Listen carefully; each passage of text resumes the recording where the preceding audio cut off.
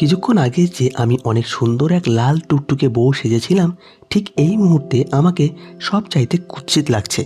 ছেঁড়া ব্লাউজ, লেপ্টে যাওয়া কাজল চুলগুলো এলোমেলো হয়ে গিয়েছে, আর লাল বেনারসিটি পড়ে আছে খাটের পাশে। আমার পাশে শুয়ে আছে নীরব, আমার ফ্রেন্ড। আরও একটা পরিচয় আছে তার, সে আমার বেস্ট ফ্রেন্ডের ফিয়ন্সে। বাহির থেকে খুব জোরে জোরে দরজা ধাক্কাচ্ছে। শাড়িটা কোনো রকমে গায়ে জড়িয়ে এগোতে গেলাম দরজার দিকে। দরজা খুলে দেখলাম আমার হবু বর, হবু শ্বশুরবাড়ির লোক, আমার বাবা মা সবাই আমার দিকে তাকিয়ে আছে। হঠাৎ গালে সজোরে আওয়াজ হলো। হ্যাঁ বাবা, আমাকে চড় মেরেছে। অনেক অপমানিত হতে হলো। আমার বিয়ে ভেঙে গেল। পারিবারিকভাবে আমার বিয়ে ঠিক হয়েছিল। নীরব তখন বেঘরে ঘুমোচ্ছে। বাবা ভাইয়া মিলে নীরবকে তুলে অনেক মারল, কিন্তু তারপর যা বলল তা শোনার পর আমি স্তব্ধ হয়ে গেলাম। আমাকে নাকি নীরবকে বিয়ে করতে হবে? নীরব অসহায় দৃষ্টিতে আমার দিকে চেয়ে রইল। এখনও যেন সে কিছু বুঝতে পারছে না। সে হয়তোবা ভাবছে আমি কিছু করব, কিন্তু সবাই যে আমার কথা শুনতে নারাজ। প্লিজ কিছু বলো তিরু। সিয়াব ভাই, তুমি তো বলো কিছু। তুমি তো আমাকে চেনো। আমি জানি না এখানে আমি কিভাবে এলাম, আমি কিচ্ছু জানি না। প্লিজ কিছু করো। আমার তো বিয়ে ঠিক হয়ে আছে। আমি তো তাকে বড্ড ভালোবাসি। আমি অন্য কাউকে বিয়ে কিভাবে করব? নীরব অনেক আকুতি করে বলল। কেউ আমার আর নীরবের কোনো কথা শুনল না। 3 বার কবুল পড়ে আমাদের বিয়ে হয়ে গেল। নীরব পুরো পাথর হয়ে গিয়েছিল। ঠিক তখনই ওখানে উপস্থিত হলো আমার বেস্ট ফ্রেন্ড রিয়ানা। রিয়ানাকে দেখে আমি ছুটে চলে গেলাম তার কাছে। রিয়ানা, বিশ্বাস করো আমি কিছু করিনি। কে যেন আমার মাথায় আঘাত দিয়ে আমাকে অজ্ঞান করে ফেলে। তারপর আমার কিছু মনে নেই। দরজায় ধাক্কানোর আওয়াজে আমি উঠি, আর যা দেখি। তিরু সব খুলে বলল রিয়ানাকে কিভাবে তার আর নীরবের বিয়ে হয়। কিন্তু কোনো লাভ হলো না। রিয়ানা সজোরে তিরুকে থাপ্পড় বসিয়ে দিল। নীরবের কাছে যেয়ে তাকে এলো পাথারি মারতে লাগলো, অঝরে কাঁদতে লাগলো। সিয়াব এসে রিয়ানাকে আটকাতে চেষ্টা করলো। নীরব ঠায় দাঁড়িয়ে আছে। তার সাথে কি হয়ে গেল সে বুঝতে পারছে না। এই তো কিছুক্ষণ আগে দিব্যি সব ঠিক ছিল। তার রিয়ানার সাথে ফোনে কথা হচ্ছিল। রিয়ানার আসতে দেরি হচ্ছে কেন তা নিয়ে কথা বলছিল। হঠাৎ কে যেন এসে পিছন থেকে ইঞ্জেকশন পুশ করলো। তারপর আর কিছু তার মনে নেই। জ্ঞান ফেরার পর যা হলো তার জন্য সে মোটেও প্রস্তুত ছিল না। সিয়াব ও নীলা মিলে রিয়ানাকে বাড়ি পৌঁছে দিল। রিয়ানা, নীরব, তিরু, তারা 3 ফ্রেন্ড। তারা একই ভার্সিটিতে পড়ে। তিরু আর রিয়ানা বেস্ট ফ্রেন্ড। নীরব রিয়ানার বাবার ফ্রেন্ডের ছেলে। সেই সুবাদে তাদের বিয়েও ঠিক হয়েছিল। সিহাব রিয়ানার কাজিন হওয়ার সুবাদে সিহাব, নীরব আর তিরুর সাথেও খুব ভালো সম্পর্ক। সিহাব তাদের থেকে 2 বছরের বড়। রিয়ানা, তিরু বেস্ট ফ্রেন্ড হলেও তাদের স্বভাবে কোনো মিল নেই। রিয়ানা হচ্ছে উড়নচণ্ডিকা টাইপের মেয়ে। বাবা মায়ের এক মেয়ে, স্বভাবতই বেশি আহ্লাদি, সারাক্ষণ হাসি মজা নিয়ে ব্যস্ত থাকে। কোথাও তার মন স্থির থাকে না। আজকে একে ভালো লাগছে তো কালকে ওকে। উঠতে বসতে কাশ খাওয়ার বাতিক আছে তার। বিয়ে শাদী থেকে বহু দূরে থাকতে চাইছে। হার্টলেস টাইপ মেয়ে সে। কিন্তু বাবা মায়ের যেহেতু ইচ্ছে বিয়ে তো করতেই হবে। আর তিরু পুরোটাই তার বিপরীত। শান্তশিষ্ট মেয়ে, কেউ 10টা কথা বললে একটার উত্তর দেয়। অনেক চুপচাপ থাকে। রিয়ানা আর নীরব বাদে তার ভালো ফ্রেন্ডও নাই। কেটে যায় বেশ কিছুদিন। নীরব ও তিরু এখনও স্বাভাবিক হতে পারেনি। তাদের মধ্যে হাজারো জড়তা কাজ করে। কেউই যেন বিয়েটা মেনে নিতে পারেনি। নীরব আর তিরুর বিয়ের কারণে নীরবের পরিবারের সাথে রিয়ানাদের পরিবারের সম্পর্ক খারাপ হয়ে যায়। রিয়ানা, নীরব, তিরুর সাথে আর যোগাযোগ করেনি। সিহাব মাঝে মাঝে কল দিয়ে খোঁজ খবর নেয়। দেখতে দেখতে 6 মাস কেটে যায়। নীরব তিরুর সম্পর্কে কোনো উন্নতি হয়নি। তারা এক রুমেও থাকে না। তাদের মধ্যে যে ফ্রেন্ডশিপটা ছিল তাও আর নেই। নীরব যথাসম্ভব এড়িয়ে চলে তিরুকে। তিরুর বড্ড কষ্ট হয় নীরবের এমন আচরণে। একদিন তিরু নামাজের মোনাজাতে কাঁদতে কাঁদতে বলে, কেন এমন করলে আল্লাহ, কেন? তুমি তো জানতে আমি নীরবকে কতটা ভালোবাসি। কবে যে আমি ওকে ভালোবেসে ফেলেছি নিজেও বুঝিনি। কিন্তু ও যে রিয়ানাকে ভালোবাসত। ওদের বিয়েও ঠিক হয়েছিল। আমি তো ওদের থেকে দূরেই চলে যেতে চেয়েছিলাম। তাহলে কেন আমার সাথে এমন করলে? এভাবে তো আমি ওকে পেতে চাইনি। বন্ধু হয়ে পাশে থাকতে চেয়েছিলাম। তুমি তো ওটাও আমার থেকে কেড়ে নিলে। ওর এই অবহেলা নিয়ে বেঁচে থাকা যে খুব কষ্টকর। নীরব তিরুর রুমের পাশ দিয়ে যাওয়ার সময় কান্নার আওয়াজ শুনতে পায়। তখনই তিরুর সব কথা শুনতে পায়। শোনার পর নীরবের খুব মায়া হয় তিরুর জন্য। তিরুর নামাজ শেষ হলে সে নীরবকে দেখার পর চমকে যায়। নীরব তিরুকে যে বুকে জড়িয়ে ধরে। তিরু নীরবকে ধরে অঝরে কাঁদতে থাকে। এই যেন খুশির কান্না। ধীরে ধীরে তিরু নীরবের সম্পর্ক স্বাভাবিক হতে থাকে, কিন্তু তাদের সাথে এমনটা কেন হলো এটার উত্তর ওরা জানে না। একদিন নীরবের বাসায় একটি কার্ড আসে, যেটা ছিল রিয়ানা আর সিহাবের বিয়ের কার্ড।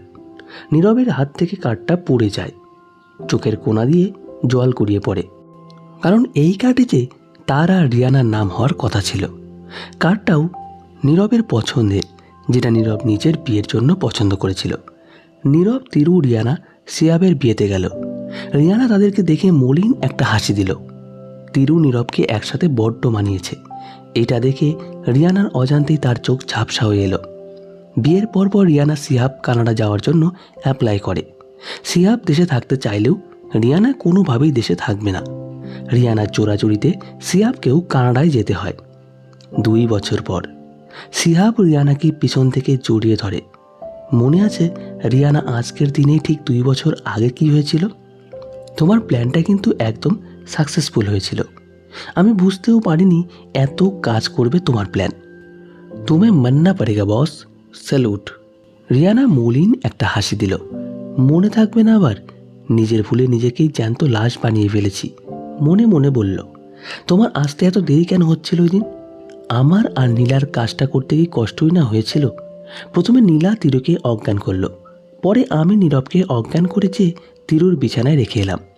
আমি বের হয়ে গেলাম আমার কাজ সেরে, আর নীলা ওর বাকি কাজটা সারল। তিরুর শাড়ি খুলে ব্যাপারটা এমনভাবে সাজালো যেন তিরু আর নীরবের শারীরিক সম্পর্ক হয়েছে। বাকিটা যা হবার তাই হলো। পুরো প্ল্যানটা কিন্তু দারুণ করেছিল। রিয়ানা মুচকি একটা হাসি দিল। সবথেকে বেশি অবাক ওই দিন হয়েছিলাম যেদিন তুমি আমাকে বিয়ের জন্য রাজি হলে। আমি ভাবতেই পারিনি, কত ভয়ে ভয়েই না তোমাকে প্রপোজাল দিয়েছিলাম।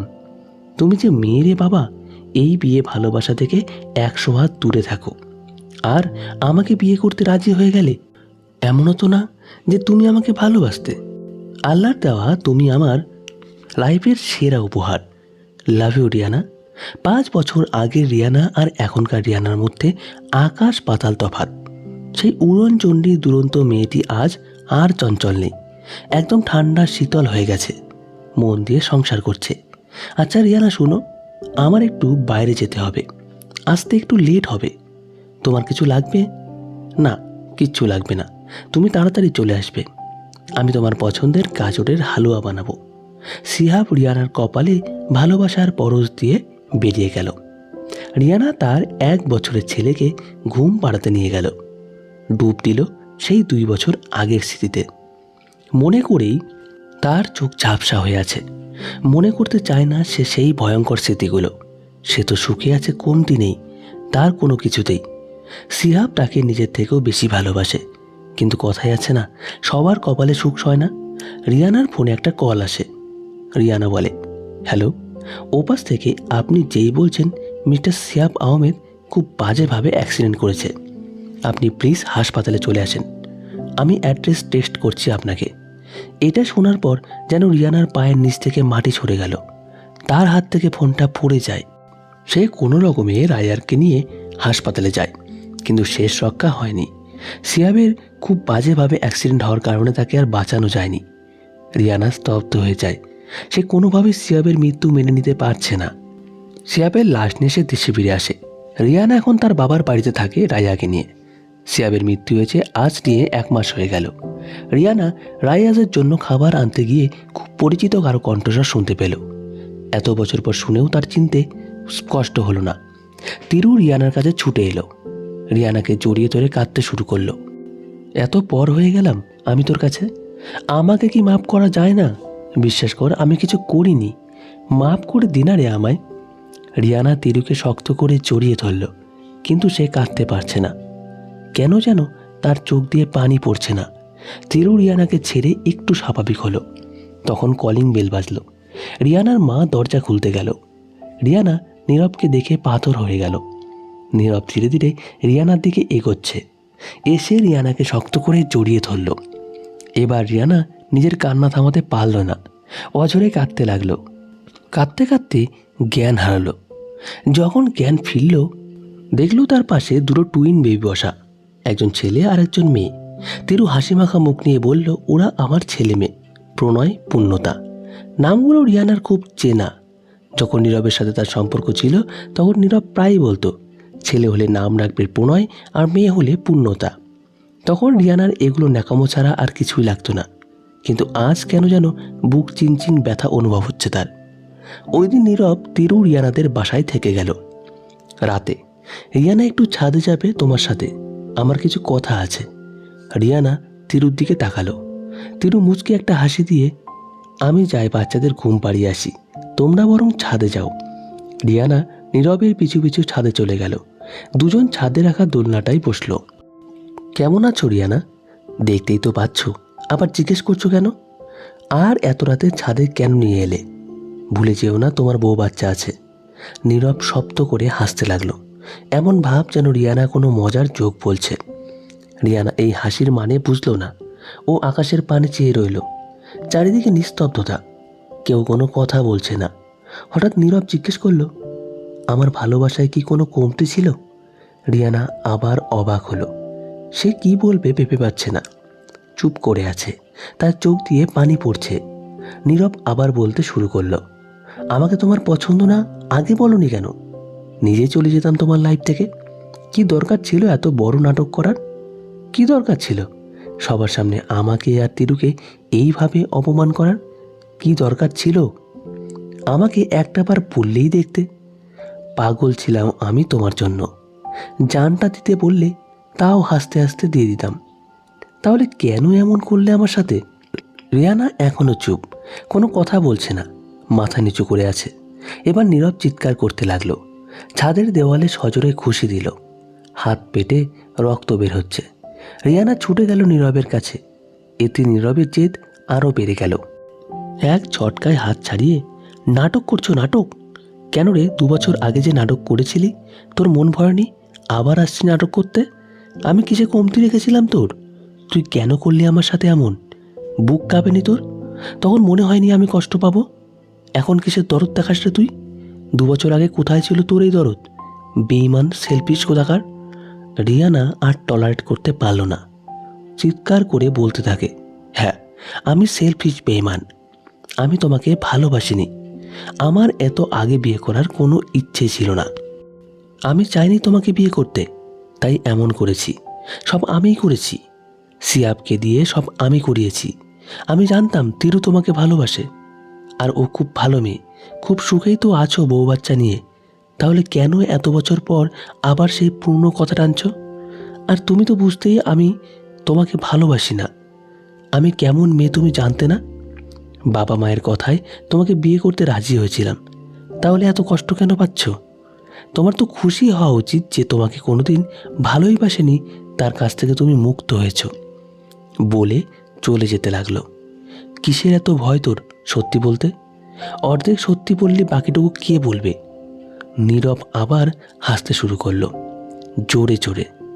তুই যা বললি তা তো আংশিক সত্য। এটাই যদি পুরো সত্যি হতো, বিশ্বাস কর আমি অনেক ভালো থাকতাম। রিয়ানা এবার ভয় পেয়ে গেল। সে ঘামতে শুরু করলো। কি বলবে ভেবে পাচ্ছে না। এত বছরেও যে সত্যিটা সে কাউকে জানতে দেয়নি, নীরব কিভাবে জানলো? রিয়ানাকে চুপ থাকতে দেখে নীরবের রাগ এবার সপ্তম আসমানে উঠে গেল। সে রিয়ানাকে হ্যাচকা টান দিয়ে দেওয়ালের সাথে লাগিয়ে, তার মানে আমি এতদিন যা জানতাম সব ভুল? আমাকে যদি ভালোই না বাসিস, তাহলে সিয়াবের সাথে তোর বিয়ের দিন তোর চোখে আমি আমার জন্য ভালোবাসা কেন দেখেছিলাম? কেন সেদিন তুই আমাকে আর তিরুকে একসাথে দেখে চোখের জল ফালাচ্ছিলি? এবার রিয়ানা আর থাকতে পারল না, চিৎকার করে কাঁদতে লাগলো। এত বছরের এই বোঝা আর ও বয়ে বেড়াতে পারছে না। হ্যাঁ, আমি তোমাকে ভালোবাসি, তখনও বাসতাম, এখনও বাসি। অনেক চেষ্টা করেও আমি তোমাকে ভুলতে পারিনি। নিজের ফিলিংস বুঝতে অনেকটা দেরি করে ফেলেছিলাম। আমি ভাবতাম তুমি হয়তোবা আমার ভালো লাগা, শুধু ফ্যান্টাসি আর কিছুই না। তিনিও যে তোমাকে বড্ড ভালোবাসত। ভেবেছিলাম আমার এই 2 দিনের ভালো লাগার জন্য ওর ভালোবাসা কেড়ে নেওয়ার কোনো মানেই হয় না। আমি তো কাউকে ভালোবাসতে পারি না। কিন্তু আমি ভুল ছিলাম। যখন আমি বুঝতে পারলাম তোমাকে ছাড়া আমার দ্বারা সম্ভব না। আমি সিয়াবকে বারবার কল দিয়েছিলাম যাতে ও তিরুর বিয়েটা না ভাঙে। আমার যে তখন তোমাকেই চাই, কিন্তু সিহাব আমার ফোন রিসিভ করছিল না। আমিও কাজে আটকে গিয়েছিলাম। আমার গাড়ির টায়ার পাংচার ছিল। বৃষ্টি থাকার জন্য রাস্তায় গাড়িও পাচ্ছিলাম না। আমি পাগলের মতো রাস্তা দিয়ে হাঁটছিলাম আর দোয়া করছিলাম যাতে ঠিক সময়ে পৌঁছতে পারি, কিন্তু পারিনি। আমি এসে দেখি তোমাদের বিয়ে হয়ে গেছে। আমার তখন কিছু করার ছিল না। নীরব আর কোনো কথা বলল না। সে চুপ করে আকাশের দিক তাকিয়ে আছে। রিয়ানা আবার বলতে শুরু করলো, এই বোঝা নিয়ে বয়ে বেড়ানো আমার পক্ষে আর সম্ভব না। প্রতি মুহূর্তে আমার মনে হয় সিহাবকে আমি ঠকাচ্ছি। তোমাকে ভুলতেই আমি সিহাবকে বিয়ে করেছিলাম। দূরে চলে গিয়েছিলাম তোমাদের সবার থেকে অনেক দূরে, সব স্মৃতি ভুলতে। আমার এত শখের ডায়েরি, ওটাও রেখে গিয়েছিলাম। পুরনো কোনো স্মৃতি যাতে না থাকে, কিন্তু লাভ হয়নি। এই স্মৃতিগুলো প্রতি মুহূর্তে আমাকে তাড়া করে বেরিয়েছে। ভাগ্যের নির্মম পরিহাস আবার আমাকে তোমার সামনে এনে দাঁড় করালো। নীরব তাচ্ছিল্যে হাসি দিয়ে বলল, জানো আজ আমার তোমার জন্য বড্ড করুণা হচ্ছে। যেই আমি কি তুমি 5 বছর আগে নিজের খেলনা মনে করেছিলে, তোমার চায় না বলে তোমার বেস্ট ফ্রেন্ডকে দিয়ে গিফট করেছিলে, আজ সেই আমির জন্য তুমি কাঁদছ। একদিন এই আমিকেই তুমি ছুঁড়ে ফেলে দিয়েছিলে। রিয়ানার কান্না আরও বেড়ে গেল। এবার সে নীরবকে জড়িয়ে ধরে কান্নায় ভেঙে পড়ল। নীরব কিছু বলছে না, চুপ করে আছে। রিয়ানা একটু স্বাভাবিক হয়ে বলল, তুমি এগুলো কিভাবে জানলে? আমি কোনোদিন চাইনি এটা কেউ জানুক। নীলার কথা মনে আছে তোমার? সিহাবের ফ্রেন্ড, যে তোমাদের এই নোংরা প্ল্যানে সাহায্য করেছিল। নীলাও যে সিহাবকে ভালোবাসত। ও তোমার আর সিহাবের বিয়েটা মানতে পারেনি। প্রতিশোধ নিতে আমাকে সব এসে বলে দেয়। প্রুফ হিসেবে তোমার ডায়েরিটাও দেয় আমাকে, যেটাতে তুমি সব লিখেছিলে। তুমি তোমার ভুলের জন্য কতগুলো জীবন নষ্ট করেছ। নীলা ভালোবাসায় এতটাই অন্ধ হয়ে গিয়েছিল, সিহাব যাহা বলেছে ও তাই করেছে। নীলা আমাকে বলেছিল আমি যাতে সবাইকে সবটা বলে দেই, কিন্তু আমি চাইনি কাউকে কিছু জানাতে। এতে নীলা আরও হিংস্র হয়ে ওঠে। আমাকে বলে যায় প্রতিশোধ ও নিবেই। সেদিনের পর থেকে ওর খোঁজ পায়নি আর। কোথায় যেন চলে গেল। জানো, তিরুনা আমাকে বড্ড ভালোবাসে। আমাকে ভালো রাখতে কি না করেছে মেয়েটা, কিন্তু আজও কেন জানি আমি ওকে পুরোপুরি ভালোবাসতে পারিনি। বেহায়া মনটাকে যে অনেক আগেই অন্য কাউকে দিয়ে দিয়েছিলাম, কিন্তু সে ওই মনটাকে টুকরো টুকরো করে ভেঙে ফেলেছে। নীরব রিয়ানা আর কিছু বলল না। দুজন চুপ করে আকাশের দিক তাকিয়ে রইল। এই নিস্তব্ধতায় যেন বলে দিচ্ছে অনেক কিছু।